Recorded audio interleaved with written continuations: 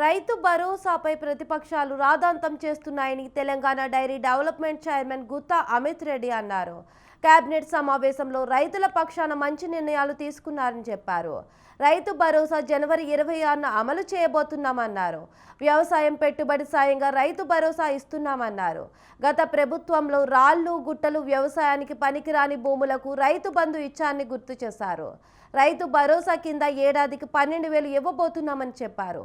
Priyanka గాంధీపై BJP నేతలు వ్యాఖ్యలు చేయడం బాధాకరమన్నారు గుత్తా అమిత్ రెడ్డి.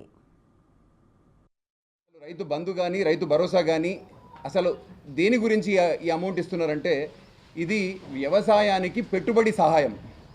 వ్యవసాయానికి పెట్టుబడి సహాయం అంటే ఏంది? ఎవరైతే రైతు ఉన్నారో వ్యవసాయం కోసం అని చెప్పేసి ఎవరైతే విత్తనాల గురించో లేకపోతే అన్యదా ఫర్టిలైజర్స్ గురించో లేకపోతే ఇంకా అన్యదా ఏ విధమైన పెట్టుబడి అయినా సరే ఎవరు పెడతారు? రైతులు. వ్యవసాయం చేసే వాళ్ళే పెట్టుబడి పెడతారు. కొండలు గుట్టలు రాళ్ళు రప్పలు లేఅవుట్లైన భూములు నాలా కన్వర్షన్ అయిన ఫ్యాక్టరీ భూములు లేకపోతే రోడ్లు రహదారుల గురించి ఏదైతే భూములను వదిలిపెట్టినారో దాని మీద రైతులు సాగు చేయరు. దాని మీద ఎటువంటి పెట్టుబడి కూడా జరగదు. ఆ పెట్టుబడి అవసరం లేదు. కాబట్టి రైతులు ఎవరైతే వ్యవసాయం చేస్తారో వాళ్ళకి